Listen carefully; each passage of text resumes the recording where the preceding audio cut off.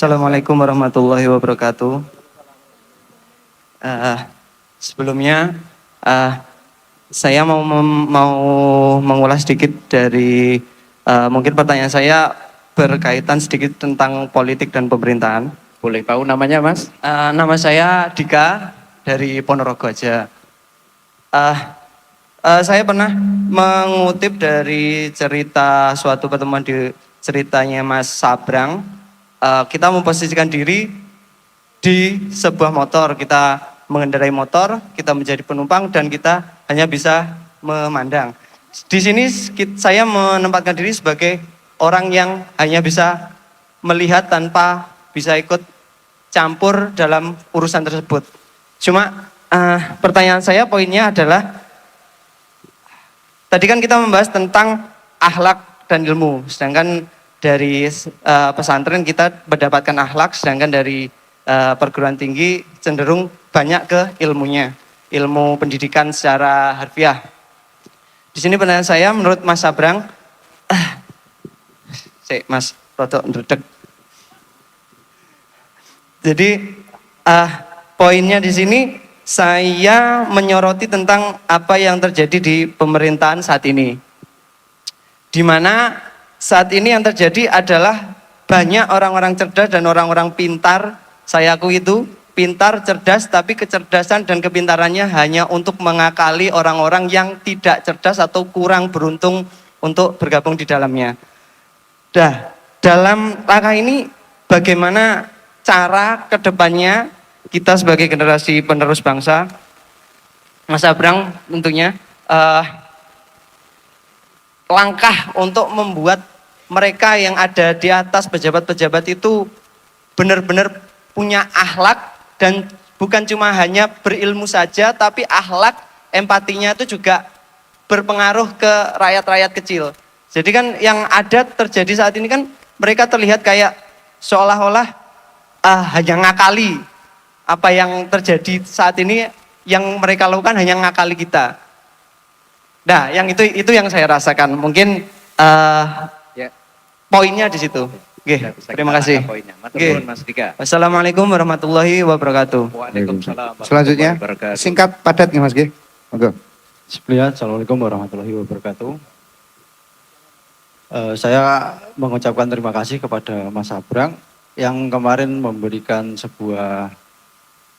terlihat di sebuah video yang mengatakan 2-3 tahun ke depan bahwa pangan di Indonesia sangat dibutuhkan. Nah, di sini saya ingin menanyakan bagaimana teman-teman ini yang terutama generasi muda itu mampu memproduksi pangan. Jadi cara memotivasi mereka, karena petani muda itu sekarang sangat jarang. Mereka hanya ingin mencari uang yang secara instan, tidak mau capek-capek lah istilahnya seperti itu. Terima kasih. Nama Mas? Nama? Perkenalkan, nama saya Syarif Hidayat. Saya seorang... Siapa Mas? Syarif Hidayat. Syarif Hidayat. Masih petani dan masih merintis ini sekaligus guru honorer. Matur suwun. Selanjutnya. Matur suwun, kula paring asma Rizky, badhe nderek tanglet nyuwun tulung diwaosi Mas Sabrang. Cara bijak menggunakan AI. Ini misal ada case di mana bertanya kepada AI soal agama, itu batasannya seperti apa? Mungkin kalau misal kriterianya itu manusia, kalau mau bertanya masalah fikih itu mungkin bisa dengan kriteria sudah diijazai Fathul Qorib misal. Cuman kalau misal tanyanya ke AI itu gimana ya Mas ya? Soalnya AI kan nggak ada ijazahnya. Matur suwun Mas. Matur suwun. Selanjutnya mohon dipinjami. Sudah megang mic? Oke. Monggo Pak. Assalamualaikum warahmatullahi wabarakatuh. Saderengipun selamat Hari Santri Nasional. Semoga santri Indonesia tetap jaya dan tetap membela NKRI harga mati. Niki kula mewakili tiyang sepuh-sepuh. Kula niki wong mboten sekolah ya.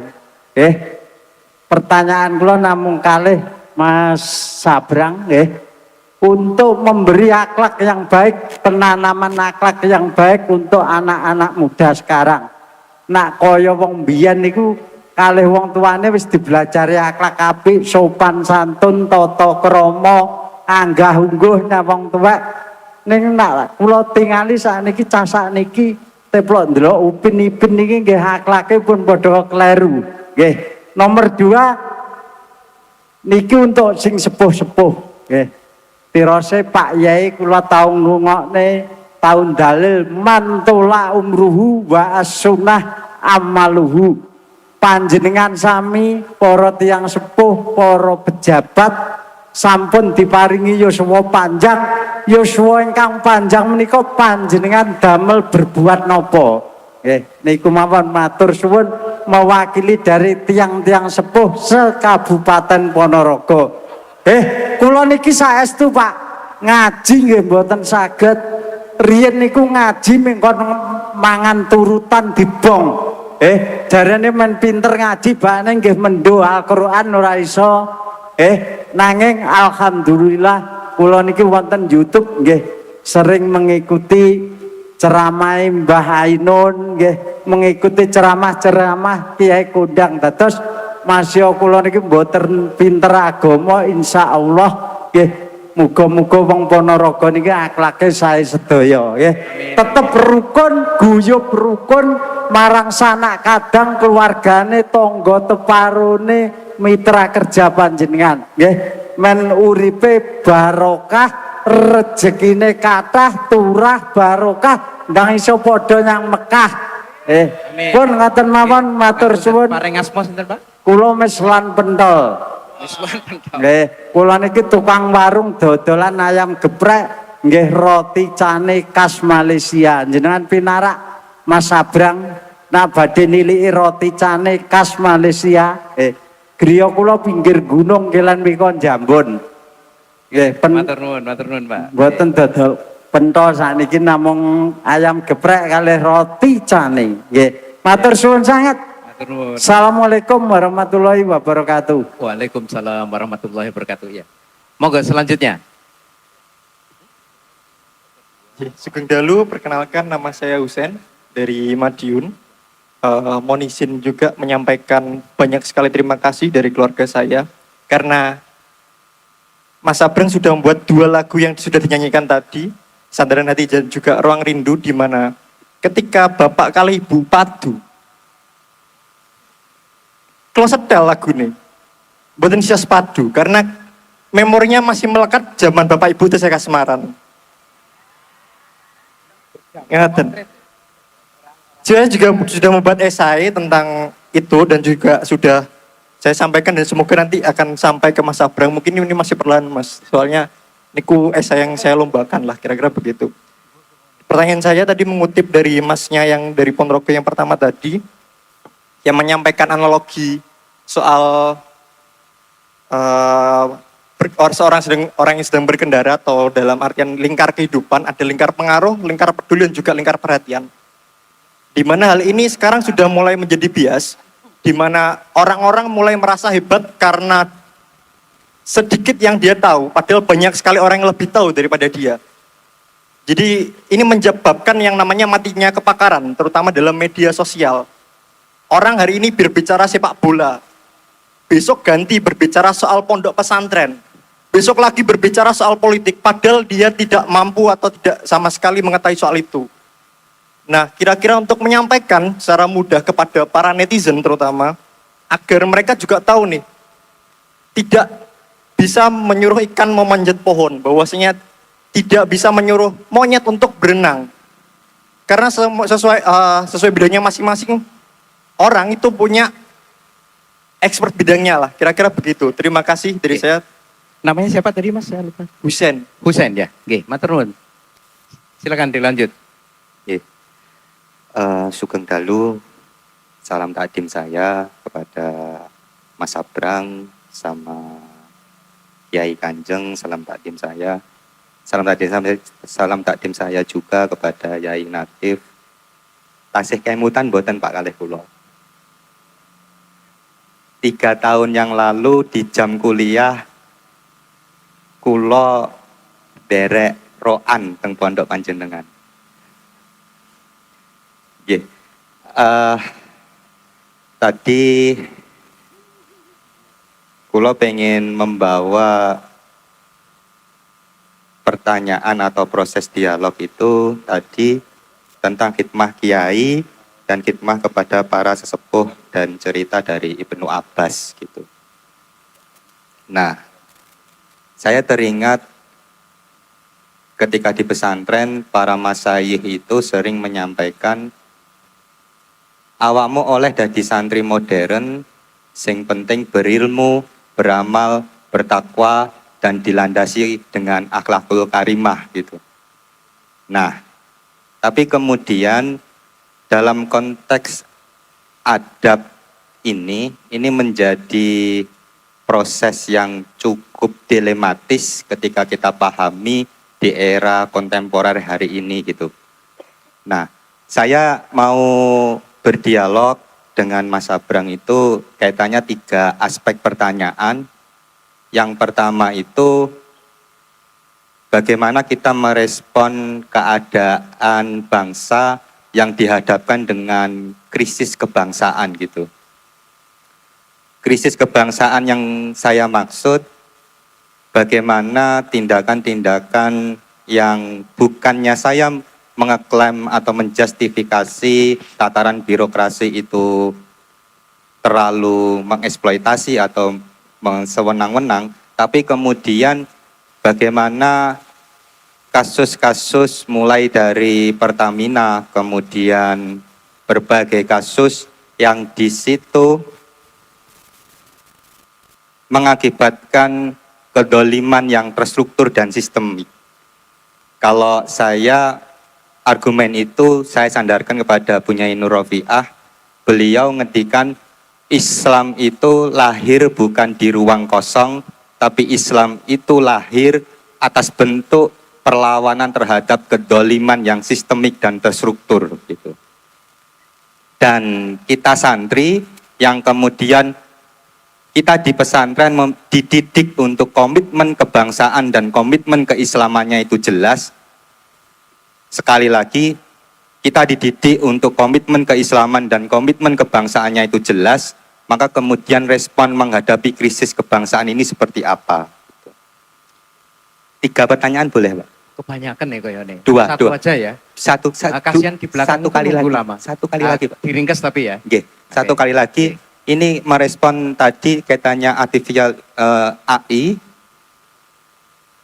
AI ini dalam konteks literasi kita dipaparkan oleh data-data. Yang pertama, bagaimana minat literasi kita ini hanya 0,01%, artinya 1/1000 masyarakat Indonesia yang suka untuk melakukan membaca, melakukan menulis, melakukan penalaran.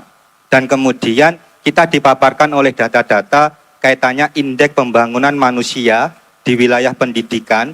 Indonesia masih tertinggal jauh, masih di angka 14%. Tertinggal jauh dengan konteks di tetangga negara kita, Malaysia sudah berbicara 27% dan Singapura sudah berbicara bahkan sampai hampir 40%. Nah, maka kemudian dalam konteks ini transformasi pendidikan itu kira-kira untuk menunjang kapasitas meningkatkan indeks pembangunan manusia di wilayah pendidikan itu bagaimana? Karena pemuda itu ke depan pasti menjadi generasi emas dan pemuda hari ini harus bisa memanfaatkan bonus demografi gitu. Sip, ya. Sudah bisa kita tangkap, Mas. Nggih, matur nuwun. Mas sinten tadi namanya? Samsul, Pak. Samsul, nggih, matur nuwun. Terakhir, silakan, Mas. Baik, sebelumnya terima kasih saya ucapkan kepada semuanya saja, kepada Mas Abrang dan juga guru saya, Yai Nartib, dan semuanya saja. Langsung saja, karena tadi sudah banyak disinggung, mungkin pertanyaan saya juga nyambung kepada pertanyaan-pertanyaan sebelumnya.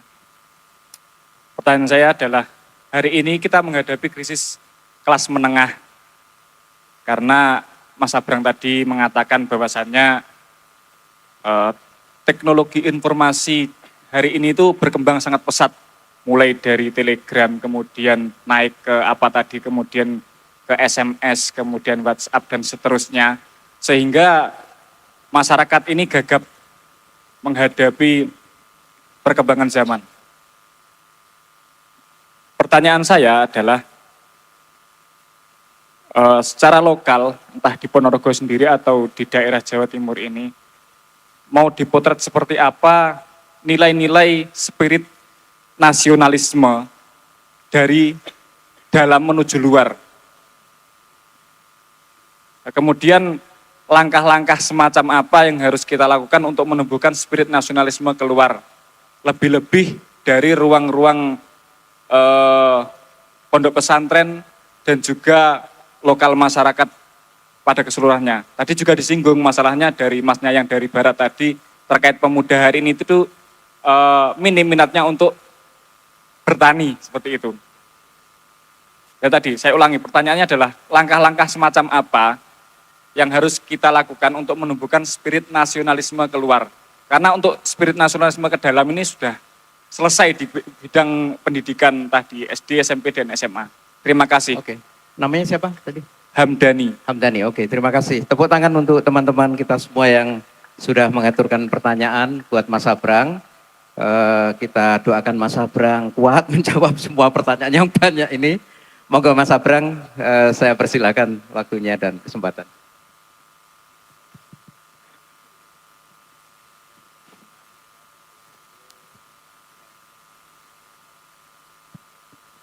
Yang tadi itu loh, analogi naik motor, dia naik motor tapi tidak bisa melakukan banyak hal. Nah, menyoroti pemerintahan itu gimana, itu banyak yang pinter tapi kok malah ngakalin sing ora pinter dan lain seterusnya tadi itu.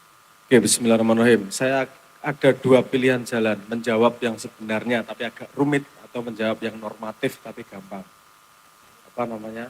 Paling gampang kan ya kita cuma teriak-teriak, pokoknya ayo berubah, dorong-dorong gitu. Tapi kalau mau ngomong yang sebenarnya, situasi tidak pernah semudah itu. Ada kompleksitas di situ. Kalau kita jebakan pertama adalah ketika kita mengeneralisasi. Pemerintah, nah itu generalisasi udah. Pasti karena pemerintah terdiri dari orang-orang, lembaga-lembaga, ada macam-macam lah.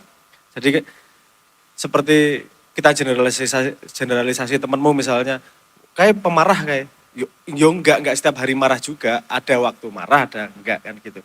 Pemerintahan juga gitu. Jangan mengatakan bahwa semuanya pasti buruk. Ada keadaan di mana menjadi aktor yang baik itu tidak kondusif di situasinya. Kue arep ape, misalnya di lingkunganmu misalnya ya, ini ada sebuah daerah sini deket sini yang beberapa tahun lalu terkenal karena semua anggota DPR-nya kegaruk bareng-bareng, sisa 2 atau sisa 3, karena ketahuan korupsi semua. Ini satu enggak korupsi ditendang sama yang lain. Ada satu kantor, ada satu yang tidak ngikut yang lain ditendang tuh pasti. Tidak mudah menjadi aktor positif pada situasi yang negatif. Karena dia harus berenang melawan air. Ya. Itu jadi strategi kayak gitu, itu kalau Anda cuma ngomong gini, ayo toh berbuat baik, ayo toh demi rakyat. Apa yang terjadi di sini? Dia tahu apa yang harus dia lakukan, tapi dia menanggung resiko. Kowe ngongkon orang nanggung resiko, aku yang ngelakoni nanggung resiko. Kan gitu. Terus gimana caranya? Berarti disebar resikonya, kamu berani ikut nanggung resikonya. Gampangnya gitu ya teorinya. Tapi gimana melakukannya?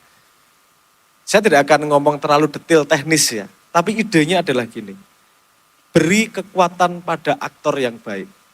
Karena selama ini yang punya kekuatan adalah aktor buruk. Aktor buruk itu punya koneksi, iso bayar sebelah, iso bayar. Aku rapenar ngomong polisi, hakim. Iso bayar. Polisi api yo oke kan ngono ki. Pak Hugeng polisi tidur. Apa? Enggak guyon ya. Oh, kancaku polisi yo akeh tenang ae. Apian karo aku. Gawe kesim. Ya. Nek ora nembak angel ya. Arep jujur ki angel banget nang Indonesia tenan wis. Arep jujur wae angel ya. Bukannya kita tidak mau, Tapi karena kita tidak ada mekanisme untuk membuat aktor baik itu terlindungi di tempatnya. Kan gitu. Nah, ini pemecahannya hanya bisa pakai teknologi baru. Dan kalau tidak dilakukan bareng-bareng oleh yang pengen aktor baiknya keluar, itu tidak akan jadi kekuatan apa-apa. Nah, ini pemecahannya agak rumit ngomongnya. Karena harus ngomong mekanisme sosiologi, kan di lingkungannya. Mekanisme psikologi, mekanisme politik, mekanisme hukum. Nah, ini silang sengkarutnya banyak ini. Sampai sekarang saya menjelaskan detail kepada siapapun, pasti endingnya bengong.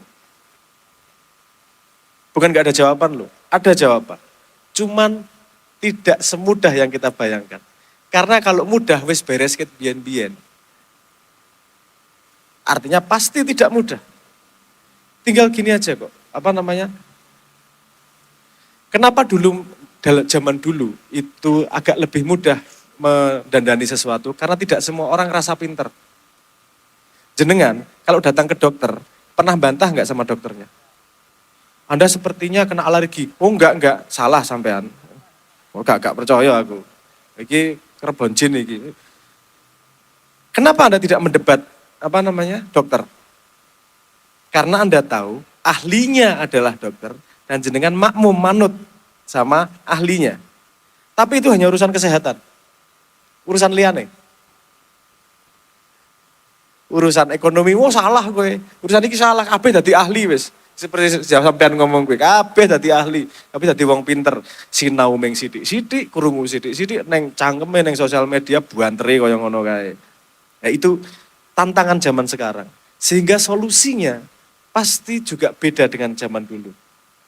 Karena sekarang udah ada sosial media, cara komunikasi sudah berbeda, sangat cukup rumit.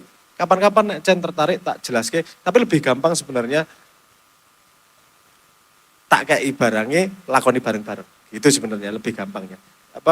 Karena sebenarnya kalau kelihatan nanti melakukan gimana, itu mudah. Karena yang dibutuhkan itu yang dibutuhkan adalah kemauan bersama untuk berbuat, untuk memperbaiki keadaan. Karena mayoritas Indonesia itu seneng ngongkon berubah, tapi nggak mau dirinya berubah. Itu loh, mayoritasnya pengennya, ayo toh berubah. Ini dirinya sendiri nggak mau berubah, itu loh. Itu masalah terbesar kultural Indonesia, itu seneng nyuruh berubah, tapi nggak mau dirinya berubah. Oke ya, saya jawabnya sampai situ aja ya, agar Anda tahu sedikit kompleksitasnya. Bahwa kita harus melihat lebih detail. Kalau jawabannya sebenarnya sederhana. Jawabannya adalah memberi kekuatan kepada aktor positif. Agar dia bisa lebih berbuat pada lingkungannya yang berat. Berat loh. Kowe apike kaya ngopo kowe dadi wakil direktur njuk delok wah iki korupsi. Nek aku ngomong piye-piye aku dipecat, anakku mangan opo, sing nanggung duduku kowe nyangkeman berubah-berubah terus kira ngrasake, makane anakku ora kok kan ngongkon. Nah, artinya paham maksud saya ya? Mereka juga punya resikonya, artinya kita harus memberi kekuatan kepada mereka. Gimana caranya? Sampai saat ini mekanismenya belum ada. Karena ini situasi seluruh dunia seperti ini dan belum ada jawabannya. Aku duwe jawabannya tapi ra ono sing percaya. Karena aku penyanyi ora payu jari ini. Oke, ora apa-apa wis. Ora apa-apa wis. Monggo, gitu ya jawabannya ya. Oke, yang berikutnya tentang generasi muda dan produksi pangan. Bagaimana anak muda kok tidak mau bertani kemudian? Itu contoh nyata.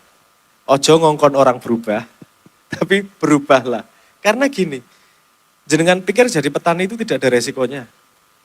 Beresiko toh? Oke. Seperti gini, kalau Anda naik gunung, terus ada jalan semak, Anda ngongkon, lewat kono loh, lewat kono, jalannya cepat. Tapi jalannya semak belukar, kan gak ada orang yang mau. Resikonya ditanggung kok. Kalau Anda ingin membuat perubahan, kamu jalan duluan, buat jalan setapak, sehingga orang yang lewat berikutnya tahu.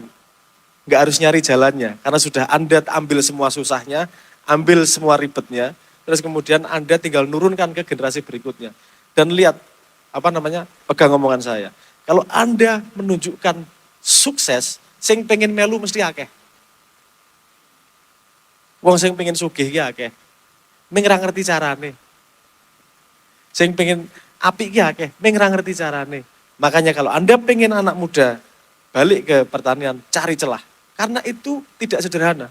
Orang yang urusan nandur, urusan dodolan, urusan logistik. Indonesia pernah salah satu kementerian ngei pelatihan, ayo toh buat karya, apa kreatif. Wes gawe kabeh, baru kita takon dodole nang endi? Ya urusanmu, lah ya miso. Kowe iki ngongkon-ngongkon aku gawe, tidak menyediakan pasarnya, off-takernya siapa dan seterusnya. Mereka bukan tidak mau berjalan, tapi ambil kesulitan dalam perjalanan mereka. Itu yang namanya pionir, itu yang namanya pejuang. Ngaten nggih? Jalannya jelas ya. Sak durung ngongkon wong liya, ambil dulu, lakukan dulu sehingga kowe iso ngajari sing tau tok lakoni. Ora ngajari ning teori gitu. Ngaten nggih? Aman nggih? Lakoni, sip. Oke, berikutnya tentang bagaimana cara bijak menggunakan AI, terutama berkaitan dengan soal agama tadi. Mas, iki urusannya bukan AI atau urusan ijazah kok. Urusannya siapa yang berani nanggung dosa. Nek kowe takon karo kiai ini duwe ijazah segala macam pinter, kowe mari manut sing nanggung dosane sing ngandani, ngono to. Kalau nanya AI, dia akan coba tunjukkan banyak pendapat dari banyak mazhab. Dia akan menunjukkan macam-macam. Terus Anda harus memutuskan sendiri. Sing nanggung dosa awakmu dhewe, wis sing diwegahi to jare. Pengennya menggantol tok manut sing nanggung dosa sing ngandani kan gitu. Karena kebaikan, kebenaran itu tidak harus datang dari mana-mana. Gusti Allah meletakkan kebenaran lewat tai aja bisa kelihatan kebenaran. Tak ceritani ya. Ini agak belok sedikit nggak apa-apa ya, saya cerita sedikit. Karena video terakhir saya itu ada yang namanya Noel itu nanya, Mas, dasku mumet Mas bahas tai. Aku, opo iki bahas tai arek-arek ini. Oke, saya bercerita. Bagaimana tai bisa mengubah sebuah peradaban. Betul apa lagi cerita nggih? Cerita di antah berantah yang lain. Itu cerita itu terjadi sekitar tahun 18-an. 18 berapa gitu. Kita di Indonesia itu urusan ngising ket biyen aman. Gawe jumbleng atau ngising neng kali selesai. Orang Eropa di Inggris waktu itu nek ngising bingung piye carane.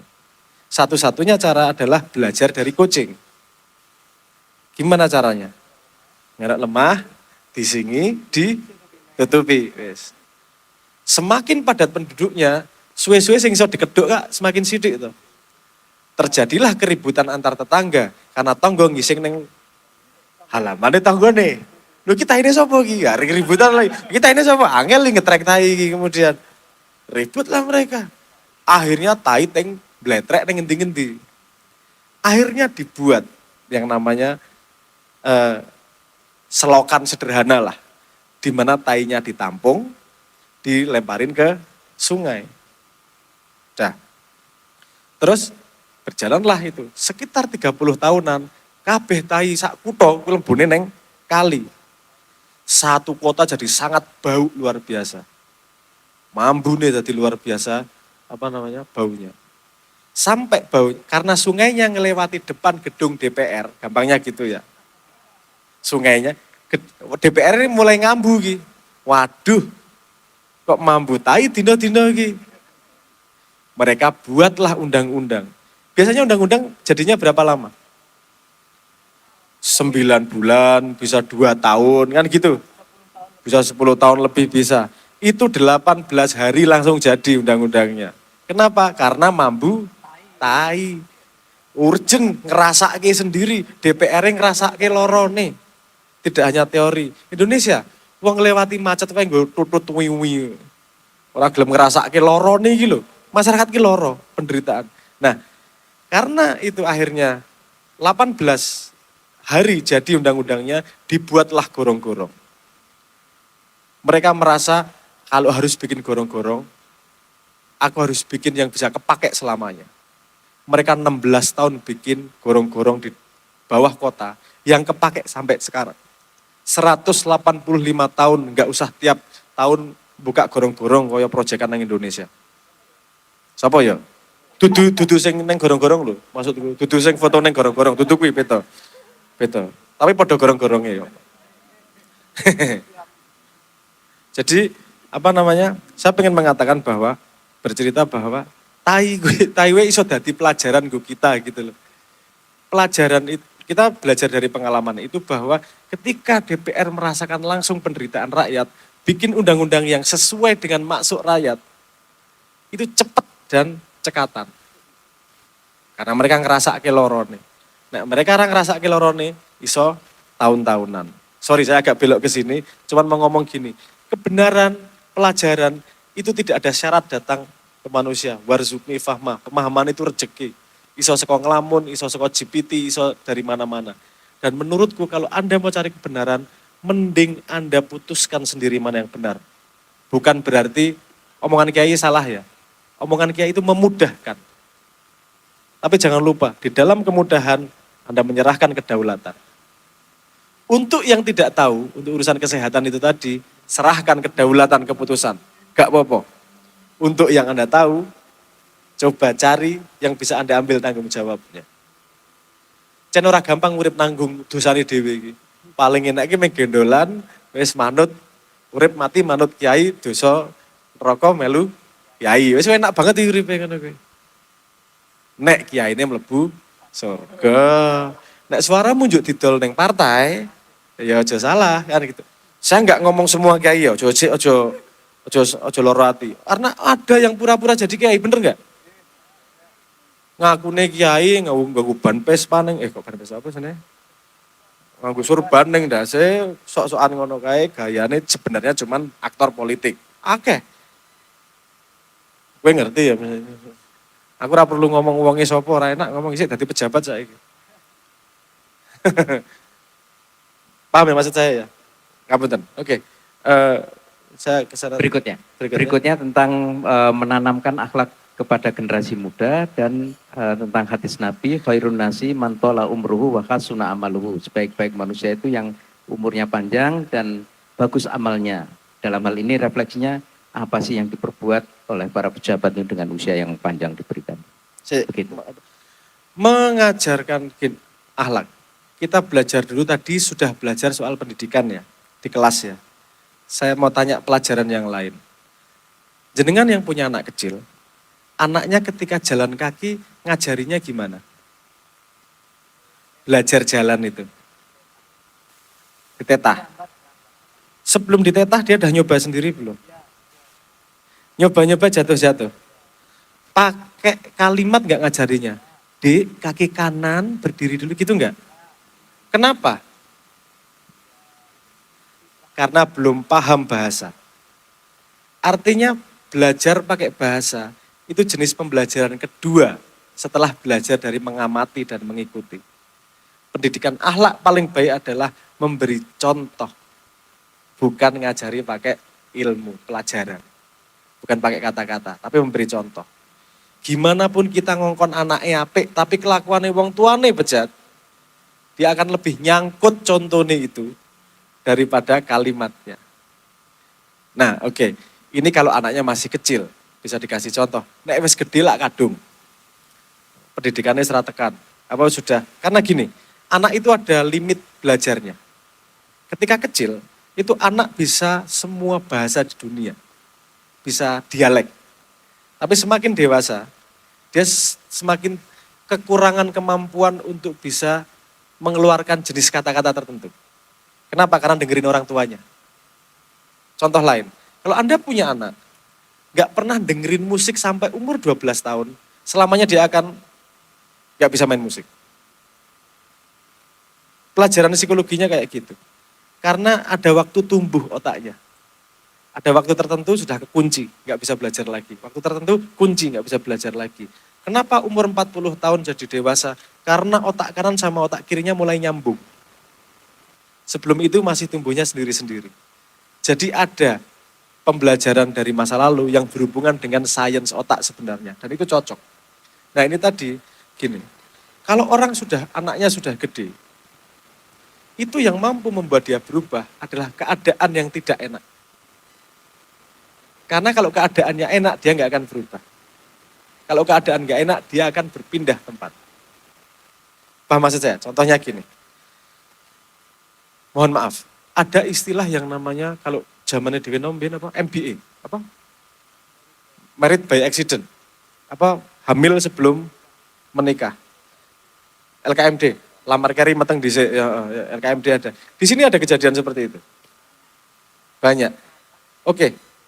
Zaman saya muda itu masih ada, zaman saya muda, zaman saya dulu masih muda. Kayak wis tua soalnya, agak muda. Itu dulu ada yang namanya sanksi sosial.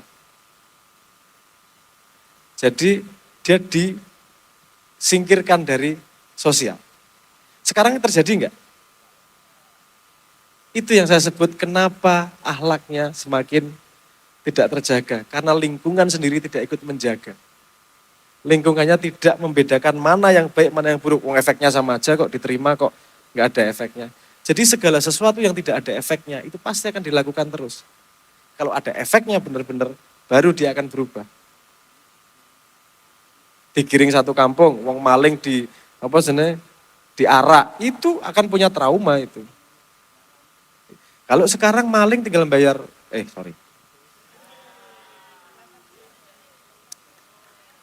Oke. Perawatan. Oke, tapi paham maksud saya ya. Paham maksud saya bahwa orang akan berubah itu kalau dia pada posisi yang tidak enak. Sehingga teman-teman muda di sini paham, ketika kesempatan paling besar untuk tumbuh adalah ketika patah hati. Kenapa? Kalau patah hati ngopo-ngopo ra enak, bener ah? Kowe gelem nglakoni apa wae selain ora enak kuwi. Nek kowe pas patah hati kon melayu maraton 10 kilo gelem kowe mesti. Wis bangane lorone ati wis tak lakoni wis. Itu kesempatan besar untuk menumbuhkan diri. Artinya untuk memperbaiki akhlak, kita harus disiplin dengan siapa yang kita kasih enak atau tidak enak. Contoh nih, aku nggak seneng sama oligarki, pengen Indonesia hilang dari oligarki. Neng kowe bendino tuku barangnya oligarki. Nggak akan ada perubahan sama sekali. Duit sewu itu ngaruh. Rek. Kelemahannya orang kaya itu apa sih? Kelemahannya politisi sama kelemahannya kapitalisme itu sama. Cuman dibuat lupa aja. Kelemahannya politisi itu konstituen. Kelemahannya apa? Kelemahannya kapitalisme itu konsumen. Sak suge-suge wonge, nek barang ra ono sing tuku, mesti berubah. Mesti berubah. Contoh. Misalnya ada enggak di Indonesia perusahaan yang secara terbuka mendukung LGBT? Enggak ada. Kenapa? Sekali dia ngomong mendukung LGBT, enggak ada yang mau beli. Ketika sanksi sosialnya terjadi, membuat mereka akan berubah akhlaknya. Kenapa? Karena ada sanksi sosial. Kita nggak usah ngomong dari hati atau tidak, yang penting berubah sih kan gitu. Ya artinya memang kita mempengaruhi perilaku orang lain, tapi nomor satu sebelum ngubah orang lain kita harus berubah diri kita sendiri. Disiplin, wegah aku tuku iki karena iki. Nah, cah-cah nom Jakarta kuwi, itu rada lumayan ngono-ngono kuwi. Bisa dicontoh itu. Misalnya gini mereka, saya ngobrol sama teman-teman terus, aku nggak mau beli itu. Kenapa? Karena buatan Israel. Ngerti apa rek iki soal Israel? Cah-cah nom iki. Tapi mereka benar-benar nggak mau beli karena pengen menghukum Israel. Mereka tahu kekuatan mereka sedikit. Tapi kalau semua melakukan itu akan jadi tekanan yang besar. Paham maksud saya? Nek perilaku nih sing tok pilih elek. Sesuk aja pilih meneh. Sekarang kenapa mereka tetap bisa terpilih lagi? Karena tinggal bayar 1.000 kepilih meneh. Jangan salah kalau kemudian kamu dapat orang yang salah karena murah keputusanmu. Tidak ada sanksi sosial dari yang dia lakukan. Kenapa pemerintah kayak gini terus? Karena tidak ada sanksi sosial. Lihat, ketika ada sanksi sosial viral, langsung berubah loh. Viral langsung diubah peraturannya. Viral langsung meminta maaf. Kenapa? Karena ada sanksi sosial. Artinya siapa yang bisa mengubah Indonesia? Kita semua rakyat. Kalau mau memberi sanksi sosial. Oke, detailnya nanti ya. Tapi intinya jawabannya adalah seperti itu. Umur panjang tadi. Dipakai untuk amal kebaikan. Nah, bagaimana dengan para pejabat-pejabat kita? Tadi refleksinya begitu. Saya pernah diceritain begini. Tadi pertanyaannya gini ya. umur panjang untuk berbuat kebaikan. Do pejabat-pejabat itu piye? Gitu.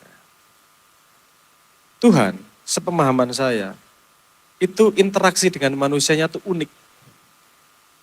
Sesama pelajaran untuk kita semua tuh kurikulumnya pribadi. Tidak ada kurikulum sekelompok orang. Semua punya perjalanannya sendiri, punya masa lalunya sendiri, punya pengalamannya sendiri dan seterusnya. Saya pernah dengar ceritanya, saya dengarnya dari Simbah itu. Jadi kayaknya beliau baca dari Israiliyat kalau nggak salah. Jadi ceritanya ada di kampung nelayan, ada orang yang sangat soleh dan ada orang yang sangat jahat. Jadi orang yang sangat soleh itu sebelum mati, dia, Tuhan buat saya minta dikasih ikan ini sebelum meninggal.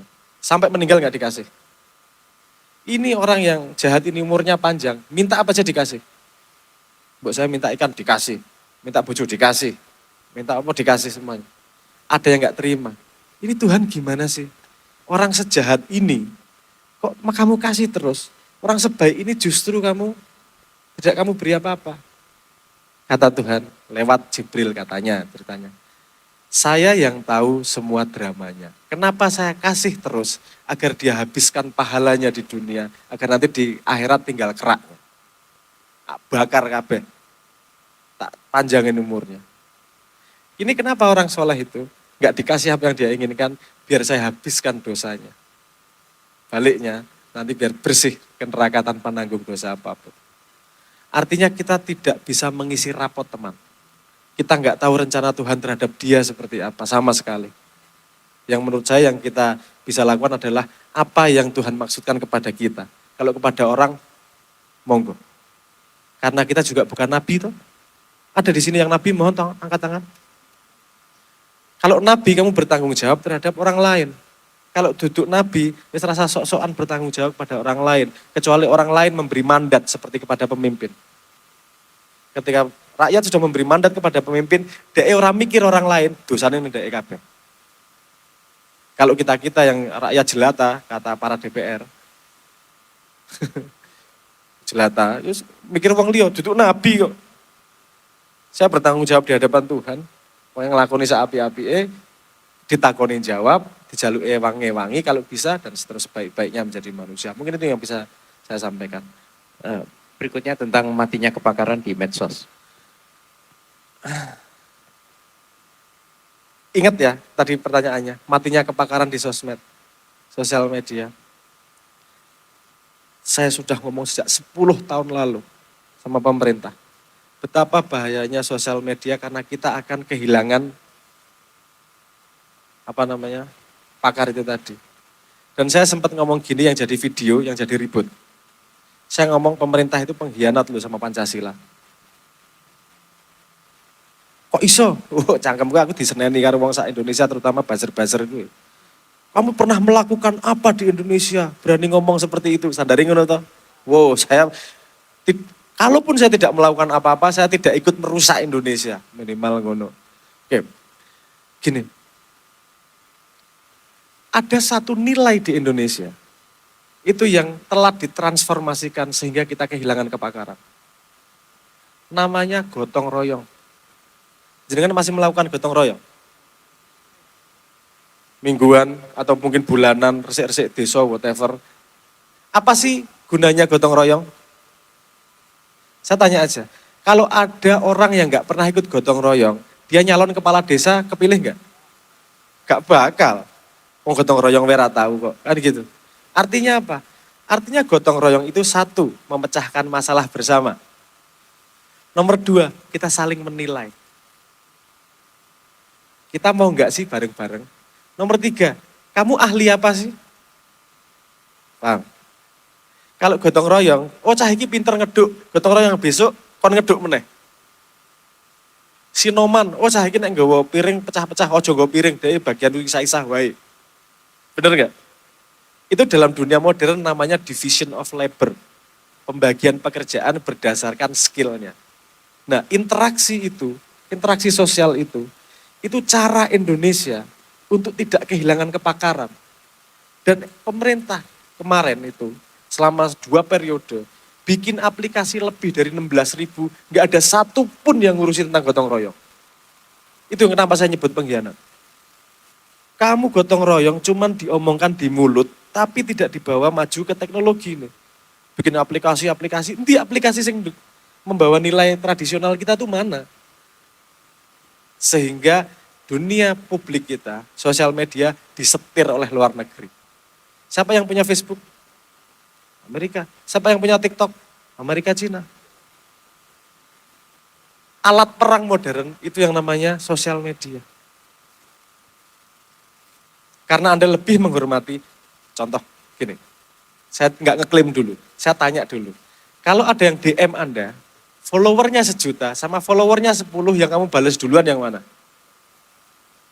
1 juta atau kamu nggak peduli dia pakar, nggak perlu dia apa, tapi followernya 1 juta. Itu membuat kita kehilangan orientasi. Yang penting tuh yang pinter atau yang populer. Populernya kenapa? Itu ada pertanyaan lagi. Oke. Ini gak apa-apa ya aku ngomongin ini neng di sini ya.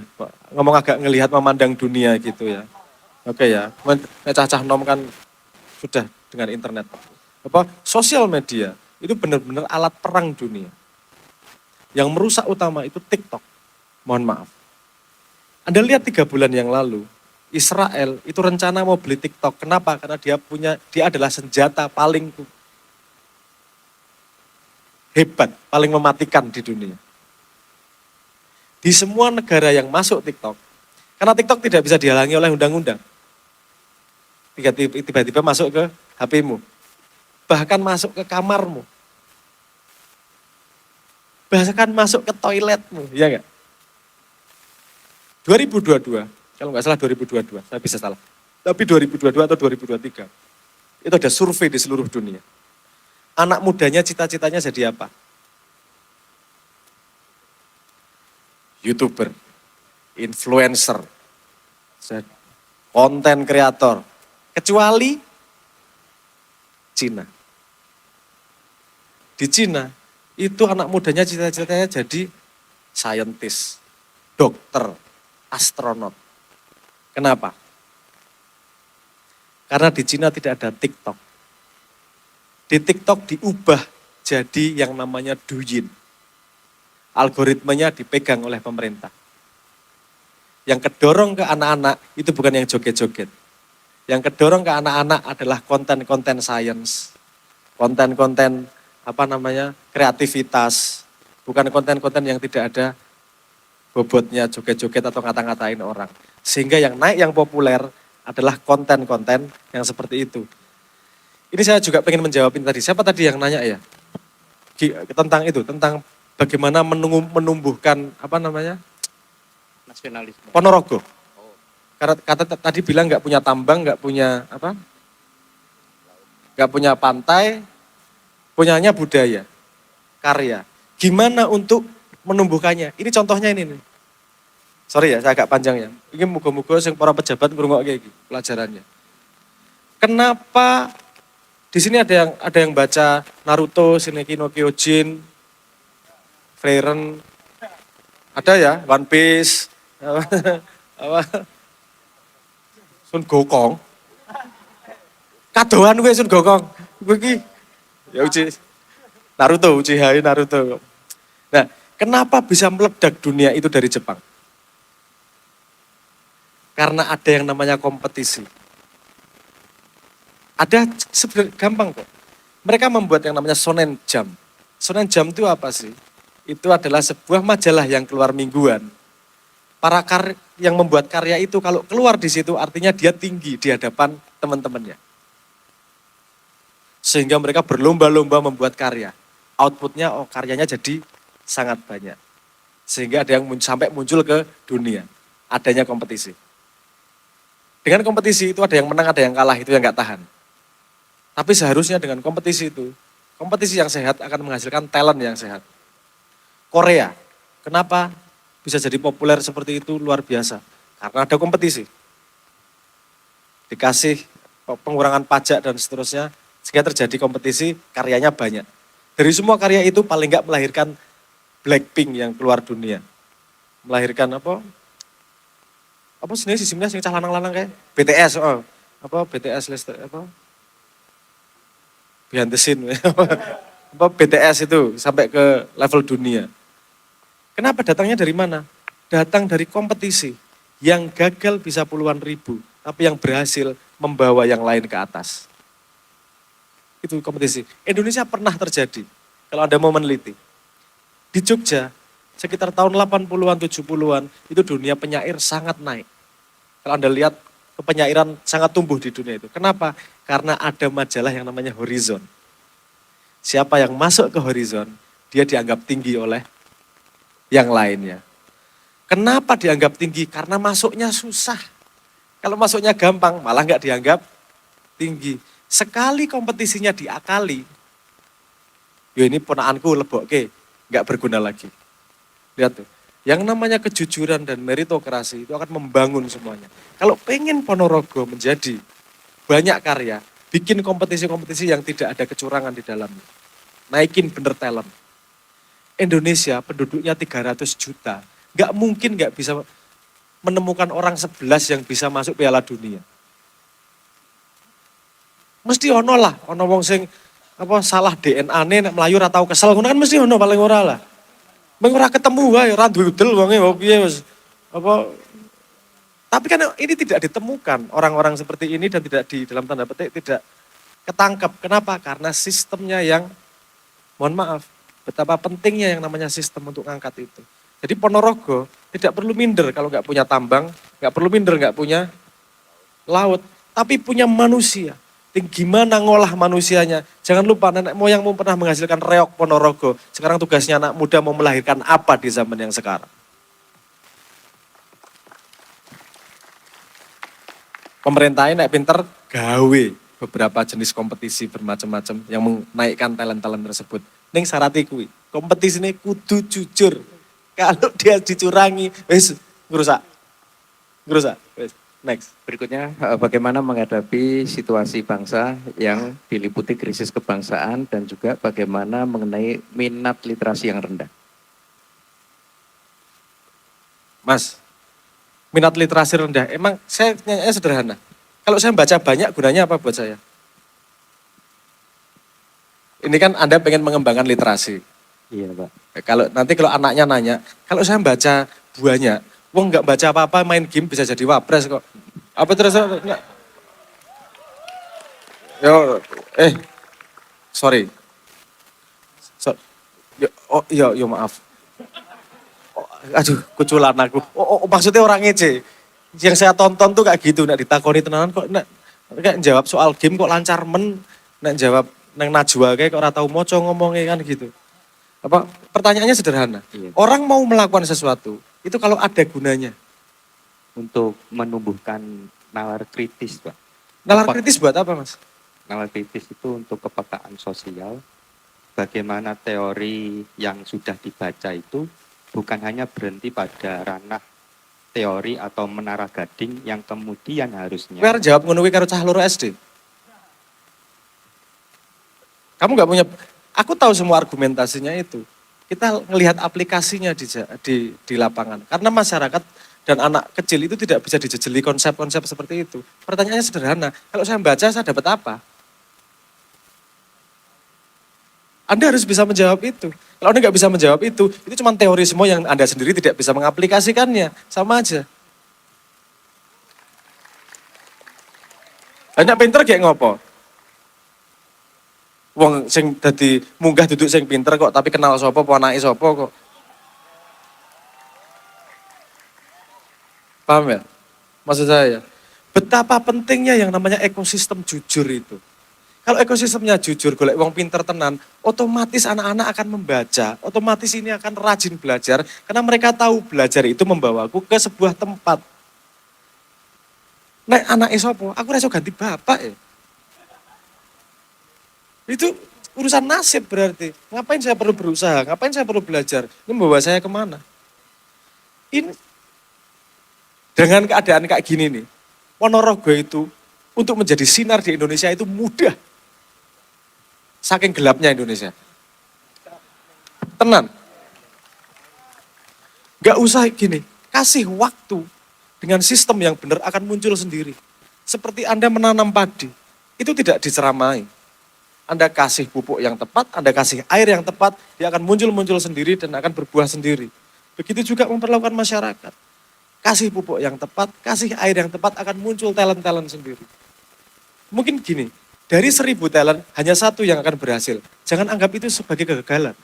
Karena satu yang berhasil akan membawa 999 yang gagal menjadi lebih terangkat. Mekanisme investasi itu memang seperti itu. Kamu invest ke 100 tempat, yang berhasil 2 cukup. Yang lainnya akan ikut keangkat. Itu namanya berpikir sosial. Sedih aku Indonesia ini. Karena ini urusan cara berpikir ini. Beda loh. Saya kasih sederhana. Waktunya masih cukup enggak? Tinggal sebentar lagi. Oh sebentar lagi. Oke. Sekalian. Dasmu. Mesti rantai gawean. Guyon. Gini. Cara menghadapi sesuatu itu berbeda berdasarkan skalanya. Saya kasih contoh gini. Saya kalau nanya sama pemimpin selalu ngukur seberapa sih dia paham situasi. Contohnya gini. Kalau Anda nyuruh satu orang untuk berbuat sesuatu, apa yang Anda lakukan? Banyak pilihannya. Anda bisa nodong. Anda bisa mbujui. Anda bisa ngasih iming-iming. Anda punya pistol, todong dase. Selesai. Satu orang akan berubah. Enggak berubah. Nyebrang sungai, gampangnya gitu saja. Gimana kamu bisa nyuruh satu orang nyebrang sungai? Mudah apa susah? Caranya kan banyak. Kowe duwe pistol, tembak todong dase nek ra nyebrang tak tembak dasmu. Dia akan nyebrang. Oke. Kalau 10 orang gimana? Pakai pistol. Dikeroyok kowe cah 10. Beda iki carane iki. Kalau sekampung gimana? Gimana? Makanya perlu cara, strateginya gimana untuk mengajak, mengubah orang sekampung. Kayak itu tadi.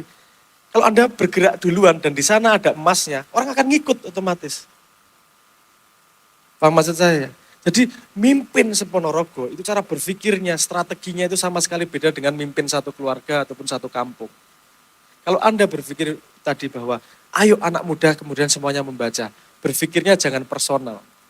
Berpikirnya adalah komunal. Gimana nih ngajak mereka dengan pemahaman yang berbeda, dengan latar belakang yang berbeda, mau bergerak bersama. Dan yang paling mudah menggerakkan manusia itu adalah reward. Paling mudah. Dikai reward mangkat kabeh. Aku baru tahu itu, dikasih tahu teman saya di kantor, itu kalau saya mau beli beli raket nyamuk.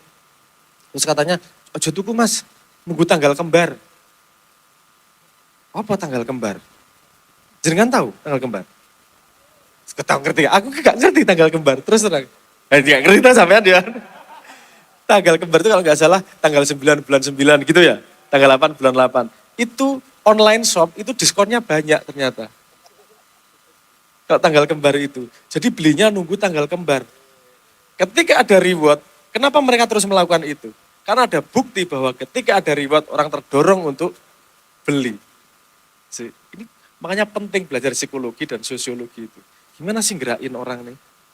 Oke, gini, kalau Anda serius di situ, ini serius orang yang cangkeman konsep loh ini, pengen ngajak orang ini sebagai konsep orang, Anda serius pengen nyemplung di masalah itu. Saya kasih satu keyword, Anda pelajari itu, terus kemudian untuk bisa membuat program yang bagus gimana. Satu keywordnya namanya oktalisis, catat. Oktalisis, apa itu? Anda cari di internet, Anda cari di di WA, itu gimana cara membuat orang bergerak dengan motif yang berbeda-beda. Nek Chen serius arep ngurusi masalah literasi, Anda baca oktalisis, kemudian bikin implementasi di masyarakat. Itu bukan barang matang ya, mau oktalisis juga langsung ngerti caranya, enggak gitu. Itu mempelajari manusia. Tapi manusia itu beda di tiap daerah. Jadi Anda tahu ilmu dasarnya, coba diimplementasi di Ponorogo, lihat hasilnya seperti apa. Anda punya teori yang jelas bisa direplikasi di daerah yang lain. Nek serius, monggo, itu ada pintu yang saya berikan. Oke, matur nuwun. Terakhir Mas, bagaimana langkah-langkah supaya nasionalisme itu bisa dibawa keluar? Langkah-langkah agar nasionalisme itu bisa dibawa keluar. Kita punya sesuatu yang bisa dibanggakan, selesai. Kalau kita nggak punya apa-apa yang dibanggakan, izin Mas. Karena nasionalisme itu butuh simbol, bukan konsep. Simbolnya apa? Anda membanggakan Indonesia. Siapa yang nggak tahu banggakan Indonesia? Mungkin nggak ada pilihan lain selain Gibran ya yang bisa dibanggakan ke dunia ya. Loh, katanya, ini ono videonya juga di katanya kan beliau wakil presiden terbaik sepanjang masa, nggak salah. Ya oke, mungkin itu benar dan bisa dibanggakan. Berani Anda membanggakan ke dunia? Berani? Oh coba banggakan. Gak apa-apa, mungkin itu bisa menginspirasi yang lain untuk bisa lebih nasionalis. Kenapa dulu Pak Soekarno itu pakai strategi mercusuar? Bikin Monas, bikin Semanggi, gedung-gedung besar. Karena dia pengen mencari sesuatu yang bisa kita banggakan bersama. Mungkin itu yang dimaksud dengan membangun wush ya. Biar bisa kita banggakan bersama. Mungkin itu maksudnya. Saya berusaha berprasangka baik loh ini. Tiba-tiba kalau ini ya mungkin saja saya salah kan gitu. Tapi saya mencoba berprasangka baik. Mungkin itu. Tapi gini, lihat. Anda ingat Aryani? Siapa? Penyanyi yang siapa Aryani, siapa namanya? Putri Aryani. Itu yang jadi ikut American Got Talent, lihat nasionalismenya kayak apa. Indonesia di mana-mana di YouTube, itu orang Indonesia, keluar semua Indonesia. Megawati Hangestri, yang di Hangestri loh. Volley, dudu sing lulusan SMA. Apa sebenarnya? Sorry, astagfirullahaladzim. Maaf. Piye yo aku ngomong kenyataan men njaluk maaf ki piye tuh. Tapi sudah honoris causa ya 12 ya. Wah, itu ngeri, wah, jeger. Yang volley, pernah tahu? Ya, lihat komennya. Dan kenapa dia sangat dihargai di Korea? Karena kemudian industri bola voli langsung ramai luar biasa. Siapa yang ngisi? Wong Indonesia. Wong Indonesia wong paling kurang gawean sak donya. Kuwi nek sosial media itu aktifnya luar biasa. Luar biasa aktif. Sampai gini nih. Anda lihat orang yang nonton Alibata terus kemudian ngasih review. Itu cuma buat narik penonton Indonesia. Karena orang Indonesia jadi nonton, dia dapat viewer, semua komennya bangga. Wah, Indonesia, ini memang orang kita dan seterusnya lah. Gimana? Nasionalisme keluar, gampang. Sesuatu yang dibanggakan. Problemnya adalah kita punya sesuatu yang dibanggakan by chance, tanpa sengaja. Bukan diproduksi oleh pabrik. Paham maksud saya ya? Megawati keluar sendiri. Dah, habis itu nggak ada terusannya. Putri Aryani keluar sendiri, nggak ada terusannya. Saya tidak pengen membandingkan, tapi lihat negara lain yang mengekspor juga. Ada loh terusannya. Setelah Blackpink, BTS, terusannya sama meneh, terusannya Korea, Jepang. Dari yang dulu bukanya pakai Goku. Dragon Balls. Yang membuat dunia, terkenal di dunia. Dragon Ball zaman musik cilik. Gue orang lahir paling. Musik dari rencana karo wong tuamu paling. Itu Dragon Ball keluar situ populer luar biasa. Padahal nama-nama Dragon Ball itu nama sayur. Ya, aku udah diceritani cah Jepang ya guyu aku. Ngerti lah aku jenenge Vegeta. Apa kuwi artine sayur kuwi artine timun. Jeneng pahlawan timun artine. Saya ngerti bahasa Jepang sapa gak paham aku, tapi ada regenerasi nih. Dari Goku, terus kemudian Naruto belakangan iki, Naruto. One Piece zaman karo Naruto nggak jauh. Sebelum itu masih ada Bleach. Sebelum itu Himura Kenshin, ada Ninja Hattori ndase. Yo beda kategori tapi yo bener gue. Ora salah Ninja Hattori beda kategori tapi oke. Ini kategori manga. Sebelum itu kan ada kok sebenarnya Sailor Moon, betul Sailor Moon. Zaman itu Sailor Moon. Ya, jenengan masih muda itu ya, Bu ya. Berubah Candy. Candy dan seterusnya. Lihat, banyak Karena ada pabrik yang memproduksi karya terus menerus. Sehingga mereka punya alasan untuk bangga terus menerus. Kita ini belum punya pabriknya. Kalau kita sudah punya pabrik untuk menghasilkan karya-karya yang mendunia, insya Allah akan keluar sendiri itu. Dan kita orang yang paling paling nasionalis serasa wedi. Deloi yang paling, sampai ada kalimat gini dari pelatih badminton Cina. Kamu tidak juara dunia sebelum mengalahkan Indonesia di Indonesia. Itu pelatih badmintonnya Cina. Kenapa? Karena paling mengerikan main badminton di Indonesia. Penontonnya ini kayak ngejak perang orang nonton apa sih nih? Orang nonton badminton. Cangkeme katanya banter banget ketika berteriak itu. Dan kenapa? Karena kita haus akan kebanggaan itu loh. Kita haus akan prestasi yang bisa kita angkut bersama. Ayo mas, kita di juara apa lah? Juara OnlyFans apa lah? Weh orang juara itu akan membuat kita jadi punya bahan yang dibanggakan itu tadi. Santri, oke. Nek Anda bisa membuat kelas dunia. Saya dulu pernah ngusul kayak gini, mohon maaf pada santri-santri. Pagar Nusa. Aku ini kebetulan juga jadi duta Pagar Nusa. Raiso silat. Misalnya silat lidah. Pagar Nusa, itu kalau satu anggotanya jadi juara UFC aja. Wah, kabeh wong karo Indonesia ngene wis. Gimana Dagestan bisa sangat terkenal hanya karena satu Khabib Nurmagomedov. Ya. Kalau Indonesia satu, kowe arep nganggo ilmu lembu sekilan, arep nganggo ilmu whatever ilmu tanduran ora apa-apa wis. Wis kowe nguntal gotri men ra mempan antem ora apa-apa. Mlebu nang UFC dadi juara. Kowe jariai nyenengke bangsa Indonesia. Luar biasa itu. Artinya jawabannya sederhana. Gimana nasionalisme bisa keluar kalau kita punya prestasi. Simbol prestasi. Berarti PR-nya terkait bagaimana kita membuat pabriknya sebetulnya. Ya itu kalau tanggung jawab yang diberikan oleh penyelenggara negara. Kalau secara pribadi, ya rasa nunggu pabrik. Engko ngene meneh, ayo gawe pabrike, ngongkon meneh kowe dhewe gak gelem berubah. Enak kongkon niku. Sing gak enak iki tandang. Tandang sing penting iki. Ayo tandang apa yang bisa kamu tandangi. Enggak harus besar, enggak harus kecil, apa sing iso tok tandangi.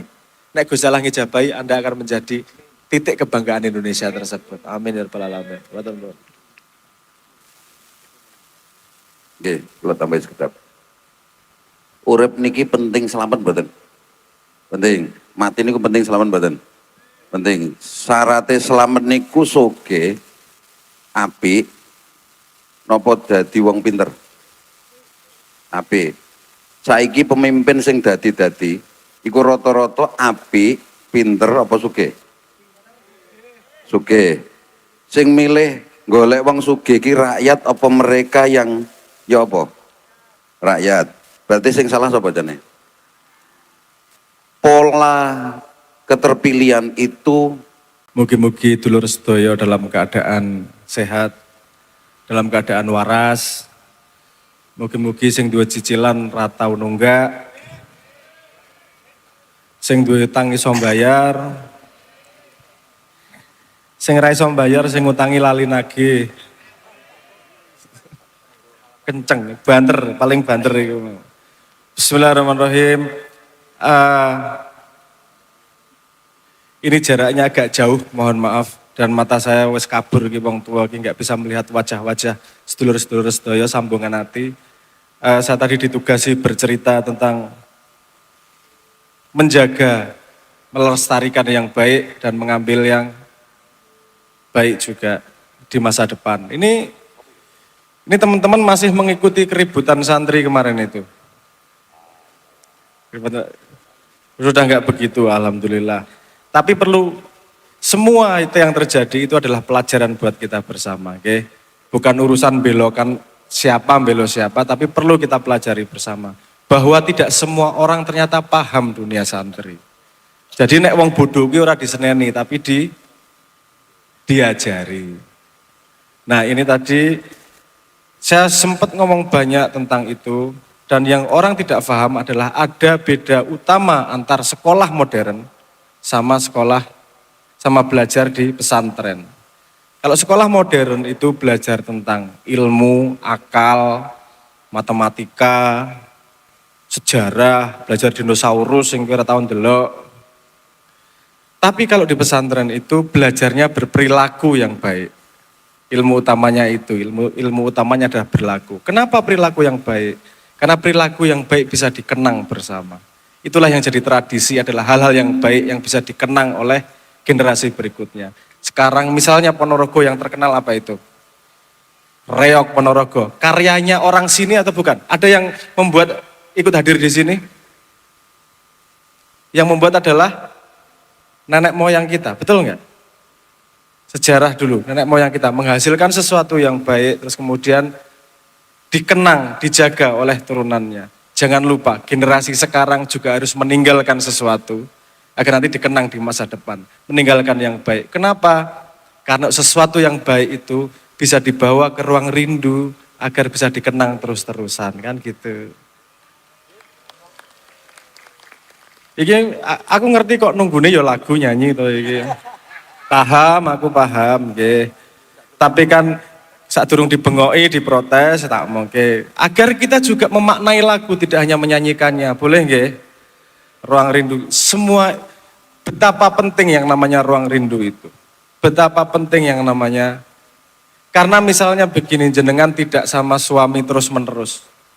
Kalau lagi kerja di luar, hadirnya di mana? Di ruang rindu. Masa pacaran dulu ketika dengerin lagu Leto awal-awal, hadirnya di mana sekarang? Di ruang rindu. Coba ingat apa yang kita akan lakukan sekarang akan menjadi ruang rindu generasi berikutnya. Akan hadir di ruang rindu anak cucu kita. Makanya pesantren seharusnya menjadi tonggak pelajaran untuk berperilaku yang baik, yang pantas dikenang untuk ruang rindu generasi berikutnya.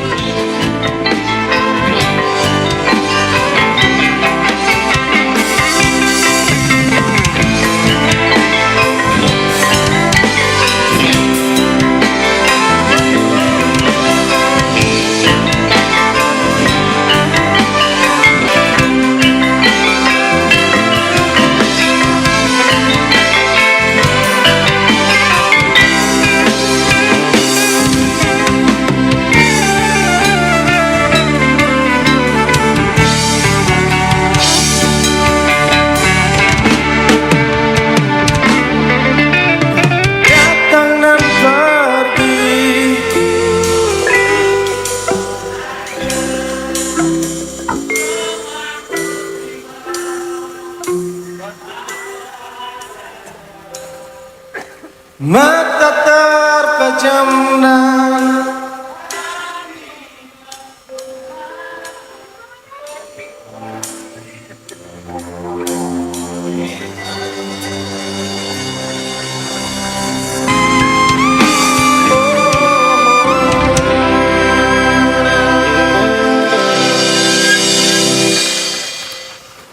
matur nuwun.